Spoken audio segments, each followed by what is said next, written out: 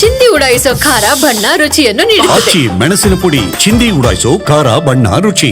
ಬಳ್ಳಾರಿಯಲ್ಲಿ 2 ದಿನ ಸುರಿದ ಮಳೆಗೆ 10 ಅವಾಂತರಗಳೇ ಸಂಭವಿಸಿದೆ. ಜೋಳ ಸಂಗ್ರಹಿಸಿಟ್ಟಿದ್ದಂಥ ಜಾಗದಲ್ಲಿ ನೀರು ನುಗ್ಗಿದೆ, ಜೋಳ ಹಾಳು ಆಗಿದೆ. ಇದೀಗ ಇಟ್ಟಲ್ಲೇ ಮೊಳಕೆ ಹೊಡೆದು ಜೋಳ ಸಂಪೂರ್ಣವಾಗಿ ಹಾಳಾಗಿದೆ. ಬಳ್ಳಾರಿ ಜಿಲ್ಲೆಯ ಸಿರಗುಪ್ಪ ತಾಲೂಕಿನ ಜೋಳ ಖರೀದಿ ಕೇಂದ್ರದಲ್ಲಿ ನಡೆದಿರುವಂಥ ಘಟನೆ ಇದು. ಯಾವುದೇ ಕಾಳಾಗಲಿ ದವಸ ಧಾನ್ಯ ಆಗಲಿ ನೀರು ಬಿದ್ದರೆ ಅದು ಉಳಿಯೋದಿಲ್ಲ, ಯಾಕಂದರೆ ಮೊಳಕೆ ಹೊಡೆಯುತ್ತೆ. ಮೊಳಕೆ ಹೊಡೆದ್ರೆ ಅದನ್ನು ಬಳಸೋಕ್ಕಾಗೋದಿಲ್ಲ. ಹೀಗೆ ಜೋಳವನ್ನು ಸಂಗ್ರಹಿಸಿಟ್ಟಿದ್ದಂಥ ಜಾಗದಲ್ಲಿ ನೀರು ಸುರಿದಿದೆ. ಹೀಗಾಗಿ ಜೋಳ ಇಟ್ಟಲ್ಲೇ ಮೊಳಕೆ ಹೊಡೆದಿದೆ. ದೃಶ್ಯಾವಳಿಗಳಲ್ಲಿ ಗಮನಿಸ್ತಾ ಇದ್ದೀರಿ. ಮೊಳಕೆ ಹೊಡೆದಿದೆ 100 ಕ್ವಿಂಟಲ್ ಜೋಳ. 2 ದಿನದ ಮಳೆಗೆ ಭಾರಿ ದೊಡ್ಡ ಮಳೆ ಸುರಿದಿದೆ. ಹೀಗಾಗಿ ಜೋಳವನ್ನು ಅಧಿಕಾರಿಗಳು ಈ ಸಂದರ್ಭದಲ್ಲಿ ಸ್ಥಳಾಂತರ ಮಾಡಬೇಕಾಗಿತ್ತು. ಅದರ ಬದಲಾಗಿ ಹೀಗೆ ಓಪನ್ ಏರಿಯಾದಲ್ಲಿ ಇಟ್ಟಿದ್ದಾರೆ. ಅಧಿಕಾರಿಗಳ ನಿರ್ಲಕ್ಷ್ಯದಿಂದ 100 ಕ್ವಿಂಟಲ್ ಜೋಳಕ್ಕೆ ಹಾನಿಯಾಗಿದೆ. ರೈತರಿಂದ ಖರೀದಿ ಮಾಡಿದಂಥ ಜೋಳ ಇದು.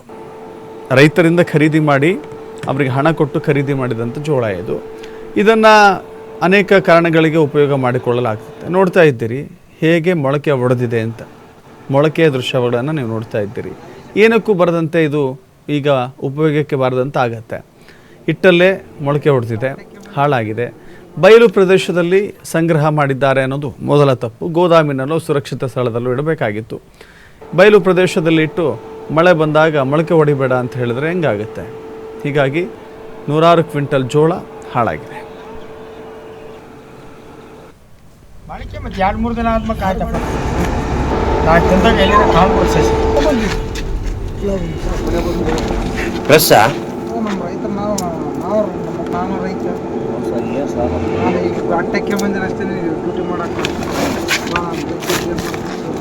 ಯಾವ ಸರ್ ಆಗಲ್ಲ, ಹಂಗಾಗಿದೆ ಸರ್.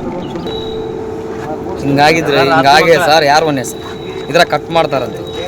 ಚಿಂತಲ್ ಹಾಕಿ 8 ನೋಡೋದು ಬರ್ರಿ ಸರ್, ಅಲ್ಲಿ ಅಂದೈತಿ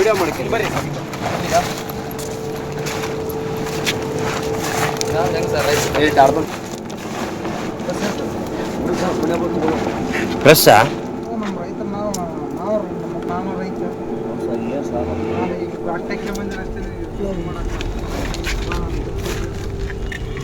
ಮತ್ತಷ್ಟು ಮಾಹಿತಿ ನಮ್ಮ ಪ್ರತಿನಿಧಿ ಸಿದ್ದು ಕೊಡ್ತಾರೆ. ಸಿದ್ದು, ಹೀಗೆ ಬಟಾ ಬಯಲು ಜಾಗದಲ್ಲಿಯೇ ಜೋಳವನ್ನು ಇಟ್ಟರೆ ಹೆಂಗೆ ಉಳಿಲಿಕ್ಕೆ ಸಾಧ್ಯ? ಅಧಿಕಾರಿಗಳು ಏನು ಹೇಳ್ತಾರೆ? ಈಗ ಇದನ್ನು ಏನು ಮಾಡ್ತಾರಂತೆ? ಯಾರು ಇದರ ನಷ್ಟ ಭರಿಸುವುದು ಯಾರು?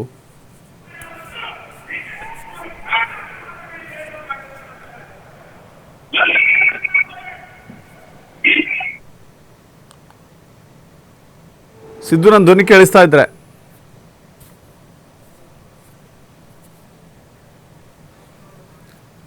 ಎಸ್, ಸಿರುಗುಪ್ಪದಲ್ಲಿ 100 ಕ್ವಿಂಟಲ್ ಜೋಳ ಹಾಳಾಗಿದೆ.